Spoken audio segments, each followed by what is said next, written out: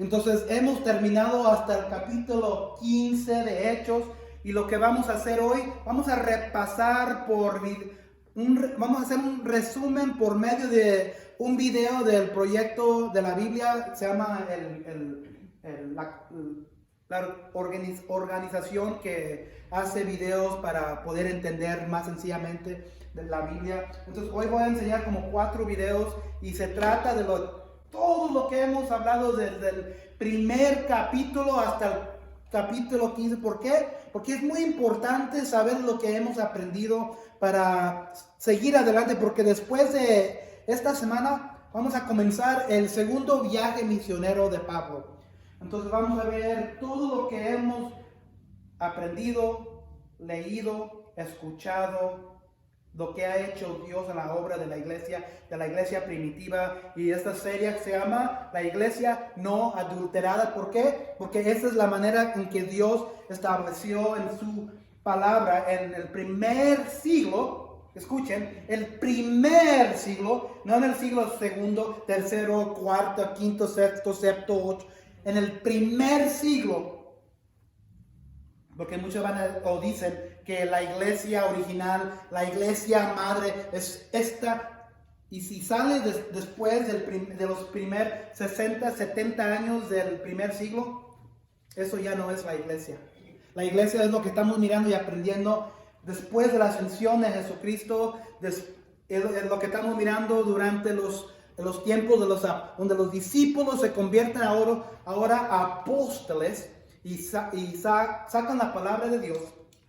Y como vamos a ver, vamos a repasar de nuevo. Voy a enseñar 4 videos total, va a ser como 20 minutos y voy a tratar de no hacer mucho comentario, pero van a repasar y ver lo que hemos aprendido desde el principio. Y luego al cerrar voy a tener un mini sermón o comentario de a lo mejor 5 o 10 minutos y es todo. Uno de los primeros registros acerca de Jesús de Nazaret, su vida, muerte y resurrección, fue escrito por un hombre llamado Lucas. Lo conocemos como el Evangelio de Lucas, pero Lucas contó la historia en un segundo volumen, llamado el Libro de los Hechos, y se trata de lo que Jesús continuó haciendo después de su resurrección. Hechos comienza con los discípulos, que están pasando un tiempo con Jesús, quien acaba de volver a la vida. Esto es increíble de imaginar. Luego, durante semanas, el Jesús resucitado continuó enseñándoles acerca de su reino invertido, la nueva creación que él inauguró a través de su muerte y resurrección. Esto es emocionante, y los discípulos están listos para ir y decírselo al mundo. Pero luego, Jesús les dice que esperen y permanezcan en Jerusalén hasta que reciban una nueva clase de poder para ser testigos fieles de Jesús y su reino. Luego les dice que su misión comenzará en Jerusalén, a continuación hacia Judea y Samaria, y de ahí a las naciones. Es como un mapa para todo el libro de Hechos. Luego, los discípulos vieron a Jesús en su trono como el rey de toda creación. Así que los discípulos están esperando, preguntándose cuándo vendría este poder. Y luego viene el tiempo del Pentecostés. Este es un antiguo festival israelita que se lleva a cabo al principio del verano. Y miles y miles de peregrinos judíos regresarían a Jerusalén desde todo el mundo. Todos estos idiomas y culturas se entremezclándose en la ciudad. Y los discípulos están juntos en una casa, que de pronto se llena con un viento tempestuoso y bien con fuego. El fuego se divide como en lenguas que flotan sobre las cabezas de las personas. ¿De qué se trata todo esto? Sí, así que aquí Lucas está tocando un tema repetido en el Antiguo Testamento. Cuando la presencia de Dios mostró de manera similar en el monte Sinaí, Él hizo un pacto con Israel y les dio los 10 mandamientos. Después, cuando la gloria de Dios vino en una columna de fuego, llenó el tabernáculo cuando Él vino a morar entre ellos. Esta era solo una columna de fuego, no muchas. Exactamente. Lucas está resaltando aquí un punto importante. Esta es la presencia personal de Dios que vino al templo, Espíritu de Dios que fue predicho por los profetas de Israel. Y ahora vino a hacer morada en el cuerpo de Jesús, su nuevo templo. Eso es su pueblo. Ellos se han convertido en pequeños templos móviles donde Dios ahora mora. Y ellos empiezan a contar historias acerca de Jesús, pero está hablando en idiomas que nunca habían conocido. Y sin embargo, todos los visitantes pueden entenderlo. ¿De qué se trata todo esto? Bueno, Pedro se levanta a explicar que esto es el cumplimiento de las esperanzas de Israel, basadas en las Escrituras. El plan de Dios fue siempre utilizar a la familia unificada de Abraham para traer justicia y paz al mundo. Pero las tribus de Israel habían sido esparcidas por el exilio. Ahora, aquí en el Pentecostés, representantes de todas las tribus vuelven a estar juntos y se les presenta a sus Mesías, el Jesús crucificado y resucitado, para que ahora puedan convertirse en el pueblo restaurado de Israel. Y miles de ellos comienzan a seguir el camino de Jesús. Lo que nos lleva a la historia de los dos templos de Lucas. Tienes el templo que Herodes construyó en Jerusalén, donde los discípulos de Jesús adoran como el resto de los israelitas. Pero ahora también está el templo de Jesús, el cual consiste en personas. Este templo se reúne en casas por toda Jerusalén y abordaban la vida de manera radical y diferente. Sí, piénsalo. Muchos de estos peregrinos ni siquiera son de Jerusalén. Así que formaron estas nuevas familias y dependían los unos de los otros. Las personas vendían cosas y así proveían para los pobres entre ellos. Comían juntos sus comidas, hacían juntos oraciones. Estaban aprendiendo de los apóstoles lo que significa vivir como si Jesús es el verdadero rey del mundo. Y debe ser emocionante. Pero todo fue diversión. El templo de Dios es un asunto serio, como en el Antiguo Testamento. Quizás has escuchado acerca de esta extraña historia en el libro de Levítico, acerca de dos sacerdotes que faltan el respeto a Dios en el templo y mueren de repente. Lucas incluye aquí una historia similar de dos discípulos que deshonran al Espíritu de Dios en este nuevo templo y sufren un destino similar. Así que hay corrupción en la comunidad, pero el mayor problema viene de afuera. Sí, del otro templo. Sus líderes se ven amenazados por este nuevo movimiento mesiánico, así que arrestan a los apóstoles tratando de detenerlos. Y eso nos lleva a la historia final de la sección de Jerusalén en el libro de los Hechos. Se nos presenta un nuevo discípulo, Esteban. Oh, sí, Esteban. Es una llama encendida. Él se levanta como líder de entre los discípulos a servir a los pobres y también al templo para enseñar a la gente sobre el camino de Jesús. Así que los líderes del templo arrestaron a Esteban y encontraron testigos falsos para acusarlo de deshonrar a Moisés y ser un terrorista quien estaba amenazando al templo. Como respuesta, Esteban da un poderoso discurso acerca de lo predecible que era toda la situación. Sí, y él cuenta toda la historia del Antiguo Testamento, resaltando a personajes como José, Moisés y los profetas, quienes fueron constantemente rechazados y perseguidos por su propio pueblo. Israel se ha ido resistiendo a los representantes de Dios durante siglos, así que su rechazo de Jesús y ahora de sus seguidores es un rechazo a Dios mismo. Ellos se enojan y empiezan a ejecutarlo, tomando rocas y golpeándolo hasta morir. Y mientras está muriendo, él se comete de la misma manera que Jesús a sufrir por el pecado de otro. Hasta clama en voz alta: Señor, no les tomes en cuenta el pecado. Eso es básicamente lo mismo que Jesús dijo en su muerte. Exactamente. Esteban se convierte en el primer mártir del movimiento Jesús y vendrían muchos más. Pero esta persecución tiene semillas de esperanza, por lo que Lucas nos presenta aquí a un nuevo personaje, un líder religioso llamado Saulo. Él para frente al cuerpo muerto de Esteban y hasta da su aprobación de todo esto. Espera, ¿Saulo? ¿Te refieres al hombre que se convirtió en el apóstol Pablo? Sí, Lucas está mostrando cómo ni siquiera este trágico asesinato puede tener el reino de Jesús. Y así, muchos discípulos perseguidos se esparcen desde Jerusalén, tal como Jesús dijo, hacia Judea y Samaria. Ahora, la historia de lo que sucede allá es la siguiente sección del libro de los Hechos. Durante el primer siglo, cuando los romanos gobernaban el mundo conocido, un movimiento comunitario contracultural estaba naciendo en el extremo oriental del imperio. Sí, comenzó entre el pueblo judío, quienes ya por siglos habían estado esparcidos por todo el mundo conocido. pero sin importar dónde vivían o qué idioma hablaban, ellos preservaban su identidad con la familia de Abraham, devoto del único Dios verdadero. Y todos los años viajaban a Jerusalén para las fiestas sagradas. Durante una de ellas, la fiesta del Pentecostés, los visitantes se encontraron con un grupo de judíos que de alguna manera podían hablar en el dialecto nativo de cada uno de ellos. Sí, ellos contaban historias acerca de un hombre llamado Jesús que había sido ejecutado por los romanos. Ellos decían que él había resucitado de los muertos y que ahora estaba exaltado como el rey verdadero de Israel y de todo el mundo. Y este Jesús ahora estaba llamando a la gente a adoptar un conjunto de valores que parecían estar al revés y a vivir bajo su gobierno, llamado el reino de Dios. Y miles de judíos decidieron quedarse en Jerusalén y unirse al movimiento. Crecieron en número e influencia y se ganaron el favor de la gente. Pero no el de los líderes del templo de Jerusalén. Ellos creían que todo ello se trataba de una peligrosa secta religiosa y hasta ejecutaron a uno de sus líderes llamado Esteban. Jerusalén ya no es segura, así que la mayoría de los seguidores huyen hacia la región aledaña llamada Judea. Y podrías pensar que este es el final de la historia, pero en realidad, esta tragedia se convirtió en la manera en que el movimiento se esparció fuera de Jerusalén. Y aquí es donde inicia la segunda parte del libro de Hechos. Los seguidores esparcidos terminan en lugares sorprendentes, como Samaria, donde viven sus antiguos enemigos. Sí, y Lucas nos muestra cómo todas estas personas inesperadas comienzan a seguir a Jesús, como un hechicero de Samaria, quien ha aprendido que el camino de Jesús no se trata de adquirir poder, sino de entregarlo para servir a otros. También hay una historia de un delegado etíope, quien, después de discutir el rollo del profeta Isaías, Felipe, decide unirse al movimiento. Sí, Jesús está extendiendo su movimiento hacia Judea y Samaria, justo como dijo que haría. Lo cual es genial. Pero allá en Jerusalén conocemos Saulo de Tarso.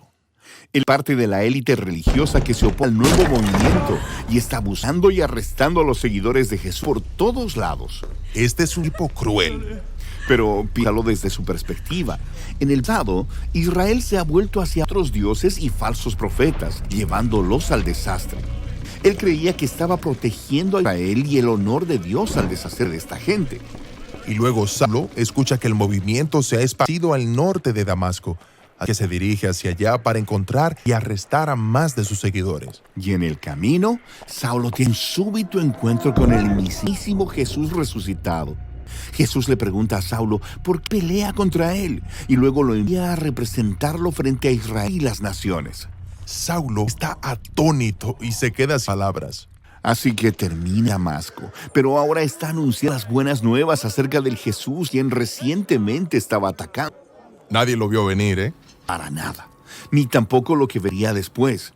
Allá en la ciudad portuaria de Cesarea había un centurión romano llamado Cornelio, y él representa todo lo que el pueblo judío odia sobre la ocupación romana. Un ángel se le aparece y le dice que busque a un hombre llamado Pedro. Así que Pedro llega y encuentra a Cornelio, sus amigos y su familia reunidos en su casa. Sí, y esto es un escándalo. Las personas judías no entran a las casas de las personas no judías para evitar la impureza ritual. ¿Qué hacer Pedro? Bueno, justo antes de esto, Pedro tuvo una visión. Dios puso delante de él un grupo de animales que su pueblo tenía prohibido comer, y luego Dios le dijo a Pedro, cómelos. Esto es desconcertante para Pedro. Él dice, nunca he comido nada impuro. Y Dios responde, no llames impuro lo que he limpiado. Y eso es todo. La visión terminó. Así que Pedro va a iniciar una nueva dieta. No, él es un israelita y ha honrado estas leyes alimenticias tradicionales durante toda su vida. La visión lo estaba preparando para este momento en el que se paría enfrente de los impuros israelitas. Y él se da cuenta de que Dios está declarando que estas personas son parte de la familia de Abraham. Así que Pedro decide quedarse y decirles acerca de Jesús. Y el Espíritu Santo se manifiesta justo como lo hizo en el Pentecostés, pero ahora para un centurión romano y su familia no judía. El movimiento ha estallado. Así que, de regreso en Jerusalén, Pedro les está contando a los otros apóstoles acerca de lo que sucedió. Y ellos comienzan a recibir reportes de todavía más personas no judías siguiendo a Jesús en la gran ciudad del norte, llamada Antioquía. Así que ellos envían allá a un hombre llamado Bernabé para revisar cómo está todo. Bernabé descubre que el movimiento de Jesús en Antioquía está vivo y fuerte y que está formado por personas de todo el mundo. Así que Bernabé recluta a Saulo para venir y trabajar con él en Antioquía durante un año. Están enseñando, viviendo entre la gente de ahí, viendo cómo crece el movimiento. La iglesia en Antioquía fue la primera comunidad internacional de Jesús, y ahí es donde los seguidores de Jesús fueron llamados cristianos por primera vez. Esto es, los pertenecen a Cristo. De manera que el camino de Jesús se transformó de un grupo de judíos mesiánicos en Jerusalén a un movimiento de Jesús multiétnico, esparciéndose por todo el mundo.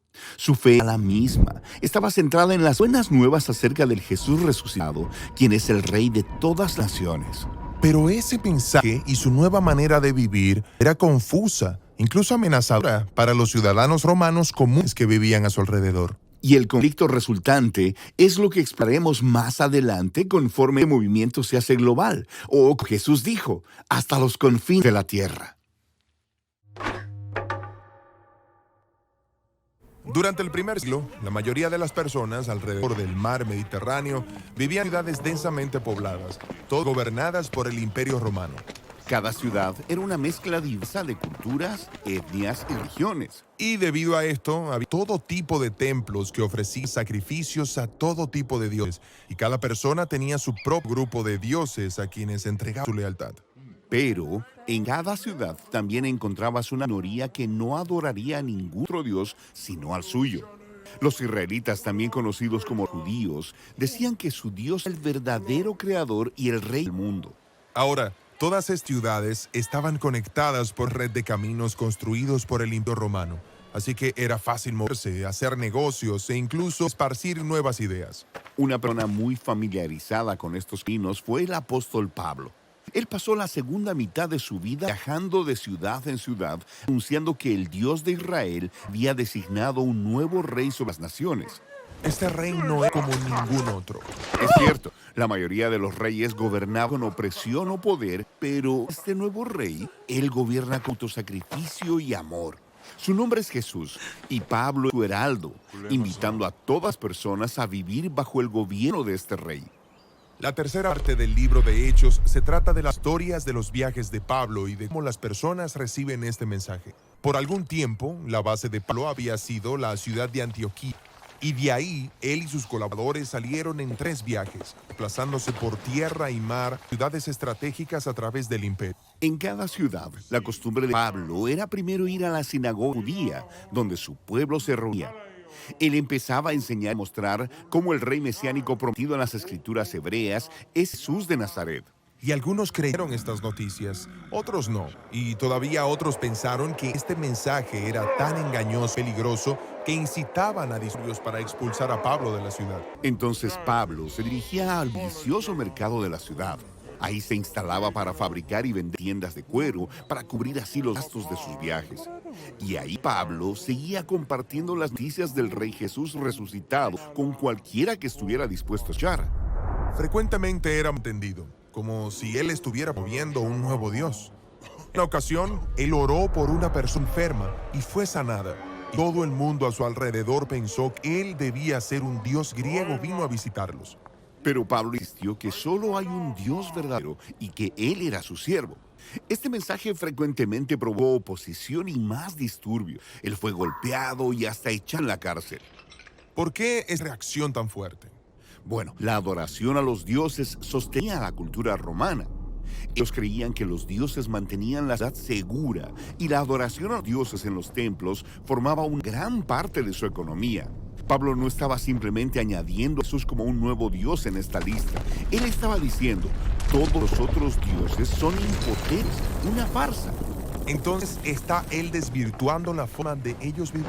Sí, y más que eso, cuando Pablo anunciaba a Jesús como nuevo rey, lo llamaba Señor o Hijo de Dios, los mismos títulos que las personas utilizaban para referirse al emperador de Roma. Así que el mensaje de Pablo fácilmente podía ser escuchado como una amenaza contra todo el orden político. ¿Por qué alguien se uniría a este movimiento? Quiero decir, suena peligroso. Bueno, las personas eran activadas por la historia de Jesús y por cómo su amor creaba comunidades donde todas las personas eran tratadas como iguales, independientemente de su etnia, género o estatus económico. Estas personas formaban nuevas familias que comían juntas, vivían sacrificialmente y cuidaban de los pobres. Vivían como si Jesús realmente fuera el rey. Exacto. Así que en cada ciudad en la que Pablo anunciaba el mensaje acerca de Jesús, las personas estaban estaban siendo transformadas por el Espíritu de Dios para convertirse en una nueva clase de humanos. Así que Pablo se quedaba en la ciudad y les enseñaba el camino de Jesús. Y luego se iba a una nueva ciudad. Era una vida difícil. Pablo tuvo que soportar mucho dolor y sufrimiento.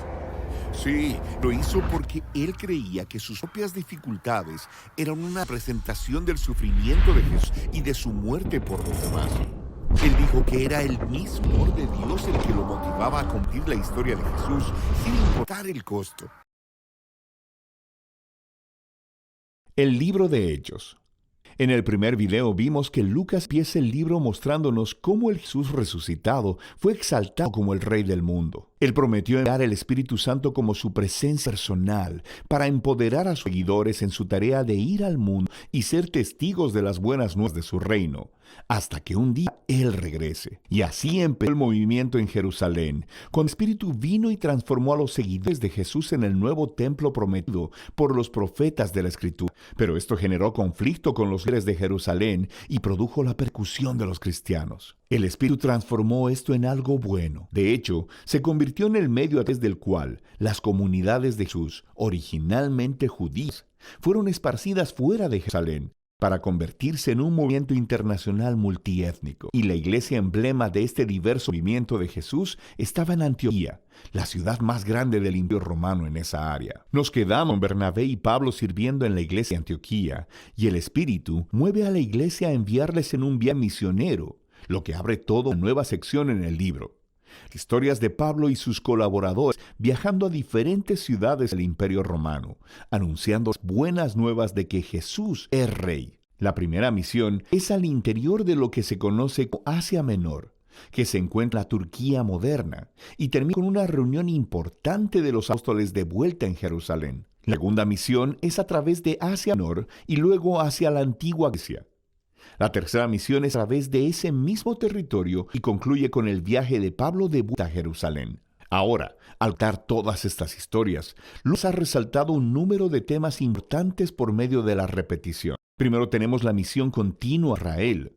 Cuando Pablo entra a una nueva ciudad, él siempre va primero a la sinagoga judía para compartir acerca del Rey Jesús resucitado y de cómo él está formando una nueva y multiétnica familia de Dios. La mayoría de las veces, muchas personas reconocen a Jesús como el Mesías, pero algunos se oponen a Pablo. A veces hasta lo expulsan de la ciudad como a un peligroso rebelde que se opone a Torá y a la tradición judía. Esta tensión culmina después del primer viaje, llevando a un concilio en Jerusalén. Pablo descubre que hay algunos cristianos judíos en Antioquía que están diciendo que a menos que las personas no judías se hagan judías, practicando la circuncisión, el día de reposo y obedeciendo las leyes de comida kosher, no pueden ser parte de la familia de Jesús. Pero Pablo y Bernabé están en profundo desacuerdo y llevan el debate al concilio de líderes en Jerusalén. Entonces ahí, Pedro, Pablo y Santiago, el hermano de Jesús, mostraron a partir de las Escrituras y de su experiencia que el plan de Dios siempre fue incluir a las naciones gentiles en el pueblo del pacto.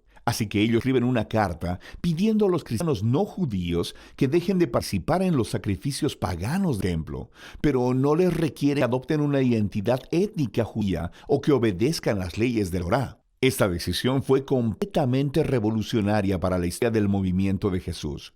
Jesús es el Mesías judío, pero también es el Rey resucitado de todas las naciones. Así que ya la membresía dentro de su pueblo no se basa en la identidad étnica o en seguir las leyes de la Torá. Simplemente se basa en confiar en Jesús y seguir sus enseñanzas. Y esta realidad multiétnica del movimiento de Jesús nos lleva al siguiente tema que Lucas quiere que veamos en estos viajes misioneros: el choque de culturas entre los primeros cristianos del mundo griego y romano. Lucas registra varios choques en Filipos, Atenas y Éfeso. Pablo va y anuncia a Jesús como la revelación del único Dios verdadero y como Rey del mundo, que muestra a todos los dioses e ídolos como impotentes y fútiles. Y su mensaje es consistentemente visto como subversivo del estilo de vida romano y se le acusa de ser un peligroso revolucionario social. Estas historias muestran cómo las unidades de Jesús, multiétnicas y monoteístas, no encajaban en ninguna caja cultural conocida por el pueblo romano. El mundo antiguo nunca había visto nada como ello y los cristianos despertaron más que solo sospechas. La iglesia que es lo que hemos aprendido de la iglesia no adulterada. La iglesia fue establecido por Cristo, es para Cristo, para seguidores de Cristo, para alcanzar a otros por Cristo, hasta el regreso de Cristo. Entonces, ¿de qué se trata la iglesia? De Jesucristo. La iglesia comenzó con Jesucristo y terminará con Jesucristo. Y todo lo que sucede en medio de todos los siglos se trata de Jesucristo. La iglesia fue establecido por Cristo. Hechos 1, 7 a 8. Vamos a retrasarnos hasta... La iglesia fue establecido por Cristo. Hechos 1, 7 a 8. Si se acuerdan, los discípulos le preguntan a Jesús, ya resucitado, y antes de ascender, le preguntan a Jesús, porque ellos piensan que Jesús va a establecer su reino en la tierra y va a conquistar a Roma y va a dejar y permitir que los judíos conquisten. Y piensan que Jesús es un rey. Sí es rey, pero que Él se va a convertir un rey conquistador y va a liberar a los judíos. Y le dice los discípulos, ahora en este momento vas a comenzar tu reino, vas a establecer tu reino. Es lo que están pensando los discípulos. Y Jesús les responde, no les toca a ustedes conocer la hora ni el momento determinados por la autoridad misma del Padre, les contestó Jesús. Pero cuando venga el Espíritu Santo sobre ustedes, recibirán poder y serán mis testigos tanto en Jerusalén como en toda Judea y Samaria y hasta los confines de la tierra. Entonces, ¿quién tiene la autoridad y quién estableció la iglesia? Aquí, ¿quién está hablando? Jesucristo. No un hombre, no un sistema, no un sistema de reglas y ordenanzas.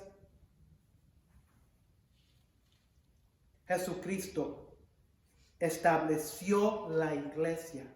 Dejó hombres, sí. Por ejemplo, yo soy el pastor de esta iglesia. En un sentido, sí soy el líder de esta iglesia. Pero ¿quién es la cabeza de esta iglesia? Jesucristo. La iglesia fue establecida por Cristo. Cristo nos comisiona y nos encomenda al mundo. Cristo encomendó a los discípulos, a los creyentes, a sus primeros creyentes. Jesucristo. La iglesia es para Cristo. Hechos 2, 36 dice, por tanto, sépalo bien todo. Este es Pedro hablando. ¿Se acuerdan cuando se levanta, cuando piensa que están borrachos? Porque viene el Espíritu Santo y le dicen, esos están borrachos. Y Pedro le dice, todavía no son las 9, ni las 9 de la mañana. Yo creo que se esperaban hasta mediodía para borracharse. Pero le dijo Pedro, ¿cómo que estamos borrachos? Está bien, y son las 9 de la mañana. Y Pedro les dice en Hechos 2:36, por tanto, sépalo bien todo Israel que a este Jesús, a quien ustedes crucificaron, Dios lo ha hecho Señor y Mesías. Señor y Mesías. ¿Qué significa ser Señor de algo? Algo más grande que todo lo demás. Sí. Entonces, cuando alguien me dice, ese es el Señor de algo. ¿Qué es lo que están diciendo? Que es como el dueño. El dueño, el significado, el que corre todo, el dueño, como dijo usted, María. Ya está claro, porque cuando dijo Jesucristo, cuando dijo, estarás mi iglesia, así, es como a él. Sí, exactamente. Entonces aquí Pedro le está diciendo, Dios lo ha hecho, está hablando, refiriendo a Jesucristo, Dios lo ha hecho Señor y Mesías. Mesías significa Salvador. Ahora sí, como luego dicen, era dueño, es dueño y Señor. Dueño y Señor. Entonces la iglesia fue establecido por Cristo y es para Cristo. Él es el Señor de la iglesia. Esta iglesia está hecho para Él. Sí, en un sentido está hecho para nosotros, pero la iglesia es para Jesucristo. No para el hombre, no para un sistema, no para leyes, no para conformarse al mundo. La iglesia está hecho para Cristo, para su gloria. Fue establecido por Él, es para Él. Tercer punto, la iglesia es para los seguidores de Cristo. Hechos 2, 46 y 47. Esto está hablando de la comunidad de los creyentes. Si se acuerdan, cuando primero comienzan a multiplicarse, la iglesia, hay un aumento como de 3,000 personas, ¿se acuerdan? ¿Y qué es lo que sucede cuando se aumenta algo tremendamente y no hay los recursos para ayudar? Falta comida, falta recursos, falta ayuda. Entonces aquí habla de los seguidores de Cristo en Hechos 2, 46 y 47. No dejaban de reunirse en el templo ni un solo día. De casa en casa partían el pan y compartían la comida con alegría y generosidad, alabando a Dios y disfrutando de la estimación general del pueblo. Y cada día el Señor añadía al grupo que somos nosotros, los creyentes, la iglesia, añadía al grupo los que iban siendo salvos. ¿Quiénes son los que iban siendo salvos? Los creyentes, los cristianos, los que estaban poniendo su fe en Jesucristo. Entonces sí, la iglesia es para Cristo, pero Dios nos da la iglesia, nos da uso de la iglesia para nosotros, porque Él es nuestro Señor y el Señor añade seguidores a su iglesia cuando se convierten a Jesucristo. Por eso estamos aquí. ¿Por qué estamos aquí? ¿Por qué venimos una vez a la semana? ¿Por qué ¿por qué nos sentamos aquí? ¿Por qué duramos una hora y media? Para adorar a Jesucristo. Para honrar a Escuchar Jesús, su palabra. para honrar a Dios, para honrar a su palabra. No lo estamos haciendo por mí. No lo estamos haciendo porque no tenemos conciencia y nos vamos a sentir culpables por no ir. Lo estamos haciendo por Dios. Porque Dios nos ha dado algo que es el fuego. ¿Se acuerdan del fuego del Espíritu Santo? Cada persona que ha creído en Jesús recibe ese fuego del Espíritu Santo. El fuego, la lumbre del Jesucristo, la lumbre del Espíritu adentro de nosotros. La iglesia fue establecida por Cristo, es para Cristo y es para los seguidores de Cristo. Y también la iglesia es para alcanzar a otros para Cristo. Fíjense en capítulo 3. No vamos a voltear. Pero en capítulos 3 a 7, Pedro, por la primera vez, sale del cuarto, porque ha estado encerrado, recibe el Espíritu Santo. Ya han nominado ¿se acuerdan que Judas se había matado, se había colgado? Nombran a otro apóstol y viene ya el Espíritu Santo. Dios ya les ha encomendado el Espíritu y ya están listos salen a Jerusalén.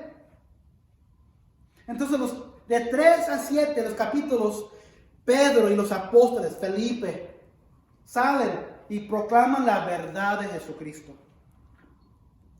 En capítulos 8 hasta hoy y adelante vamos a mirar, porque hay 26 capítulos en Hechos, 28. Pablo está estableciendo el evangelio hasta los confines de la tierra. Entonces la iglesia fue establecida por Cristo, es para Cristo, para nosotros como seguidores de Cristo, para alcanzar a otros para Cristo hasta el regreso de Cristo. Hechos 1, 9 a 11. Regresamos al primer capítulo. Habiendo dicho esto, mientras ellos lo miraban, fue llevado a las alturas hasta que una nube lo ocultó de su vista. ¿Quién estaba mirando? ¿Se acuerdan? Los discípulos. Ellos se quedaron mirando fijamente al cielo mientras él se alejaba. De repente se les acercaron dos hombres vestidos de blanco que les dijeron: Galileos, ¿qué hacen aquí mirando el cielo? Este mismo Jesús que ha sido llevado de entre ustedes al cielo, vendrá otra vez de la misma manera que lo han visto irse. Jesucristo, la iglesia fue establecida por Cristo, es para Cristo, para sus seguidores de Cristo, para alcanzar a otros para Cristo, hasta el regreso de Cristo. 2 Corintios 11, que es, déjame ver, en el libro de 2 Corintios 11:2, dice de la iglesia, ¿qué somos nosotros? La iglesia a Dios. Fíjense lo que dice la palabra de Dios en 2 Corintios 11:2. Está hablando del celo de Dios. Por ejemplo, cada uno de nosotros o hemos estado en una relación, o a lo mejor tenemos una pareja, un parejo, hemos tenido cónyuge, tenemos esposa, tenemos esposo. ¿Qué pasaría si yo le doy los ojos a otra mujer? Yo sé que me mataría Carmen, pero ¿qué pasaría? ¿Qué es lo primero que le pegaría a Carmen en su corazón? ¿Qué dijo usted? Oh. Hay una canción que yo siempre cantaba cuando era joven, porque íbamos a México seguido, porque estoy celoso, cantado por Grupo Topaz, en caso que no me escuchen. ¿Sí conoces la canción? A Carmen le pegaría celos. A mí me pegaría celos si yo miro o sé que ella le está dando los ojos a otro hombre. En el mismo sentido, nosotros, la iglesia, el grupo el pueblo de Dios, somos la novia de Dios. ¿Y qué pasaría o qué pasa cuando la novia de Dios comienza a desviarse y darle el ojo a otras cosas del mundo y hace a otra cosa o cosas, personas, sistemas, lo hace Dios o dioses, en vez de mirar a Dios? ¿Cómo se sentiría Dios? Celo. Nosotros estamos hechos en el mismo sentido, en la misma manera. Estamos hechos en la imagen de Dios. Entonces, Dios es un Dios celoso. Y fíjense lo que dice en el 11:2. Nosotros somos su pueblo, somos su iglesia, somos su novia. El celo que siento por ustedes proviene de Dios, pues lo tengo prometido a un solo esposo, que es Cristo, para presentárselos como una virgen pura. Nosotros corporalmente somos la esposa, la novia de Dios. Y necesitamos que ser presentados puros cuando regrese Dios. ¿Estamos viviendo nuestras vidas así? Porque la iglesia que Dios estableció, la iglesia que es para Cristo, la iglesia que es para los seguidores de Cristo, la iglesia que está hecha para alcanzar a otros para Cristo, la iglesia estará hasta que regrese Cristo. La iglesia es la novia de Cristo. En 1 Tesalonicenses 4, 13 a 18, otra vez estamos hablando del regreso de Cristo. Ya hemos visto que en el primer capítulo de Hechos, en la misma manera que los discípulos estaban mirando a Jesús a subirse al cielo, los dos ángeles les dicen a él, los discípulos: ¿qué están mirando, Galileos? ¿No saben que de la misma manera que ascendió Dios regresará en el cielo para ustedes? 1 Tesalonicenses 4, 13 a 18. La venida del Señor. Hermanos, esto es Pablo hablando. Hermanos, no queremos que ignoren lo que va a pasar con los que ya han muerto, para que no se entristezcan como esos otros que no tienen esperanza. ¿Acaso no creemos que Jesús murió y resucitó? Así también Dios resucitará con Jesús a los que han muerto en unión con Él.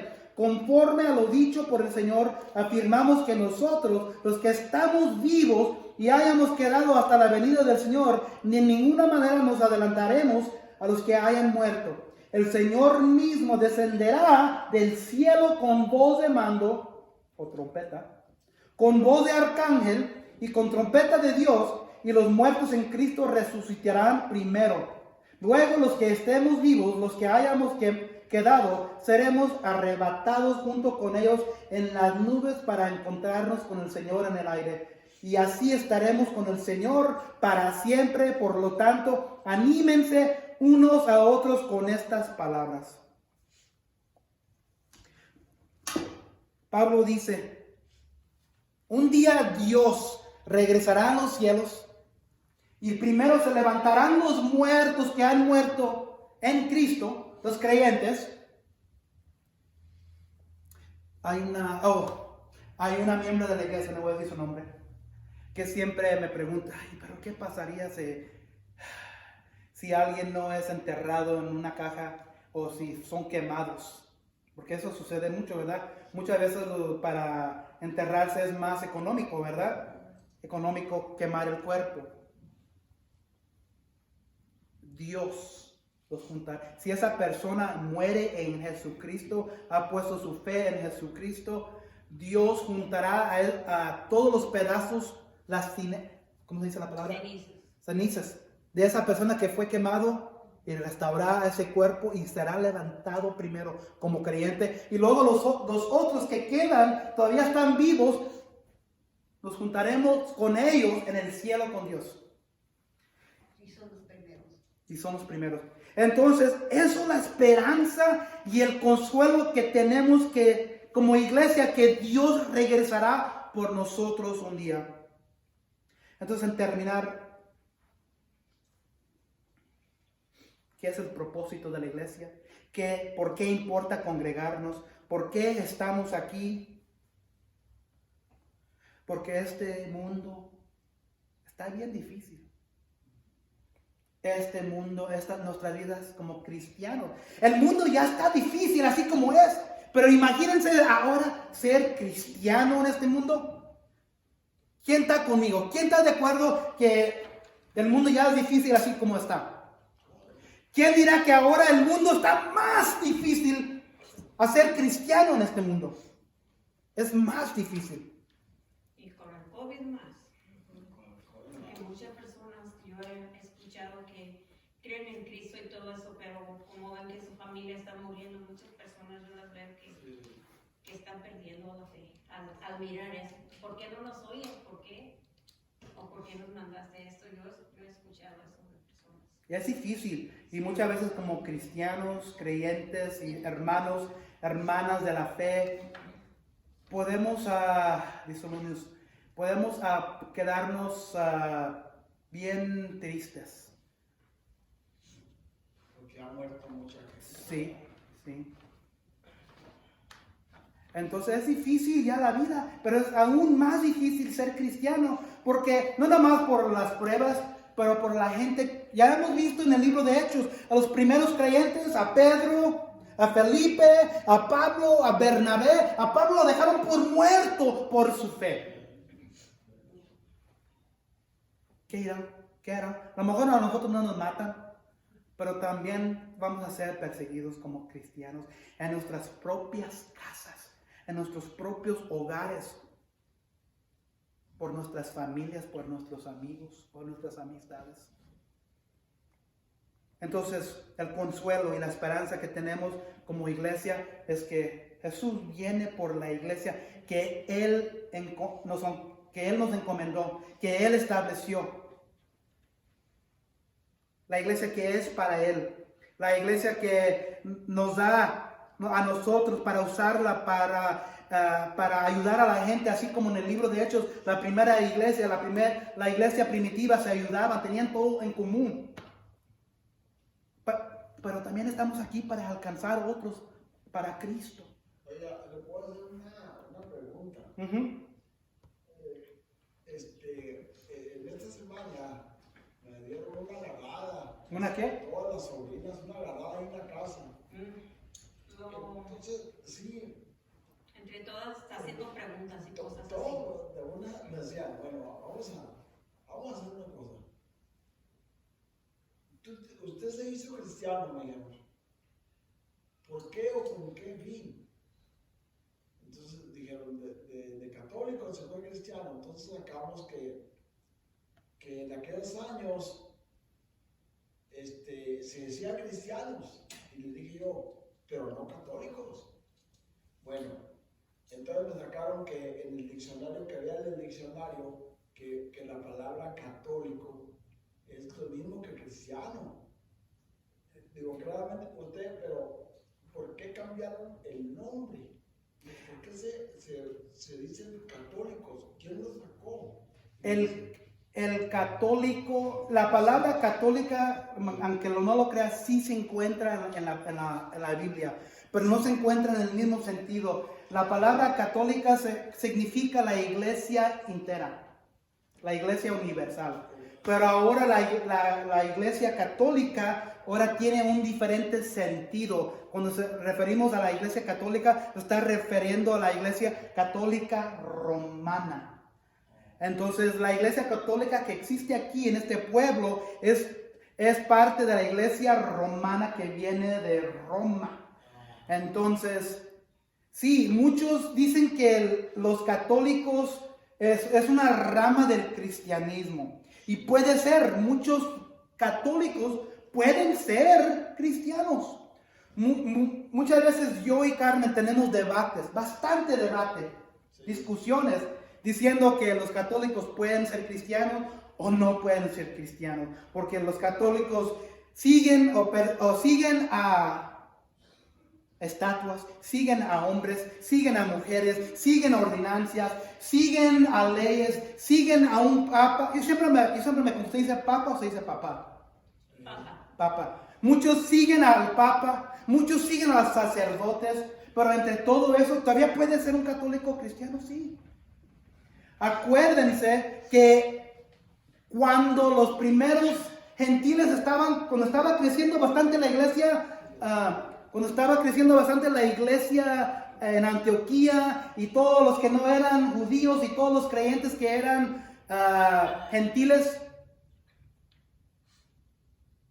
¿se acuerdan que la semana pasada, la semana antes, vinieron atrás de Pablo y vinieron atrás de Bernabé a decir, sí, yo creo que sí pueden entrar con nosotros como judíos a la iglesia de Dios, pero tienen que convertirse? Y esas personas, dice la Biblia, que ya eran creyentes. Esas personas que seguían las ordenanzas, esas personas que seguían la ley de Moisés, esas personas que seguían a los sacrificios, a los sacerdotes, eran creyentes. Estaban confundidos, sí, muy confundidos. Pero allí fue donde se reunieron en el concilio de Jerusalén, ¿se acuerdan? Para decidir y debatir, y para una vez y para siempre, qué era la verdad y qué fue lo que decidieron que era. No se necesitaba las leyes de los judíos, no se necesitaban circuncidarse, no necesitaban que seguir las ordenanzas. Allí fue establecido que no necesitaban que hacer nada de eso. Pero todavía puede ser un católico romano cristiano o creyente. Yo opino que sí. Carmen, mi esposa, a lo mejor piensa que no, pero yo opino que sí, porque la palabra dice que estas personas judíos que seguían toda la ley, todos los requisitos, todos los sacrificios, seguían a los sacerdotes, ya eran creyentes y querían convertir a los gentiles que no eran judíos a ellos para que entonces ya eran creyentes. La Biblia, la palabra dice que ya eran creyentes. Entonces puede ser un católico creyente, sí, pero ¿saben qué? Va a estar bien confundido.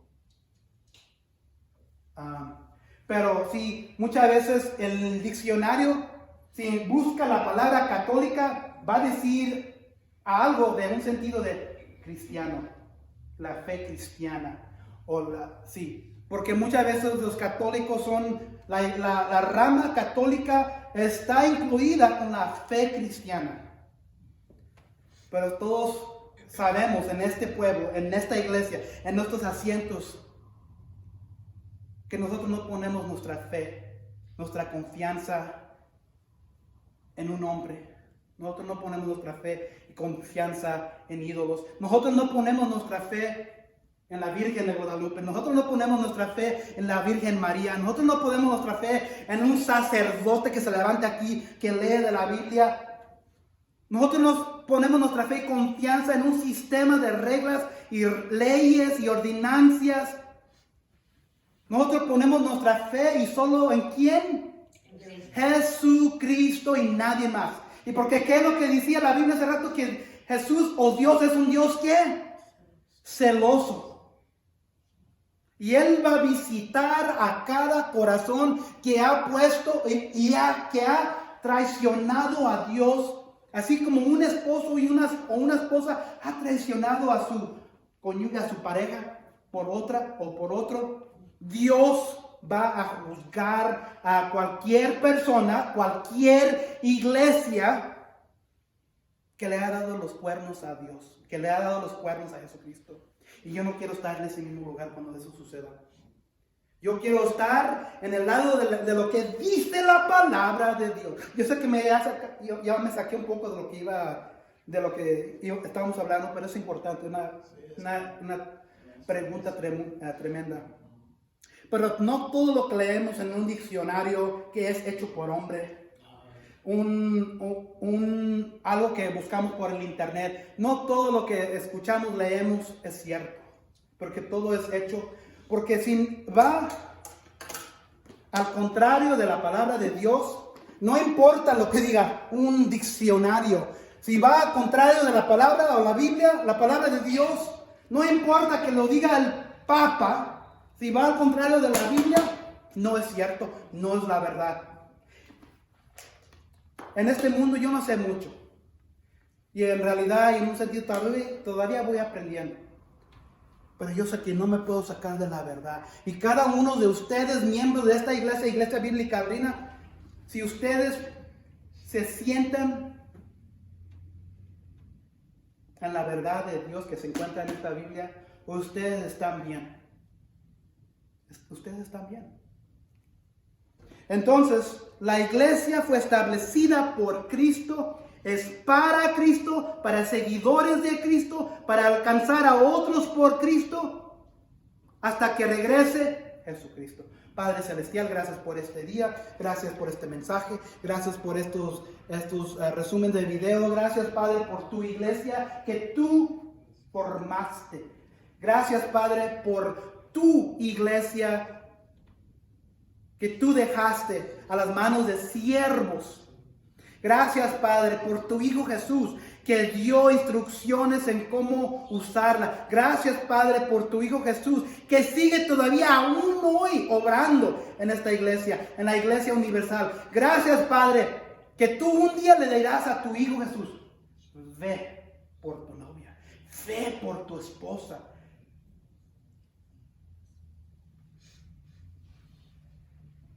Ve por tu cuerpo. Ve y agárralas en el cielo. Y hasta ese día, Padre, queremos seguir avanzando en nuestros corazones, nuestras vidas espirituales, sabiendo que la iglesia que tú formaste por medio de tu Hijo Jesús sigue todavía con el fuego del Espíritu Santo, con el fuego de tu poder, con el fuego de todo omnipotente que tú eres de Dios, Padre. Y queremos ser parte del mismo movimiento que tu Hijo Jesús formó en el primer siglo. No vamos a ser una iglesia perfecta, no vamos a ser una iglesia que va a fracasar cada en cuando, pero sabemos que si estamos parados en tu palabra, si estamos parados en tu Biblia, en lo que tú dices en este libro, vamos bien. Gracias, Padre, por todo lo que haces en nuestra vida. En nombre de tu Hijo Jesucristo, por eso estamos aquí. Amén. Amén.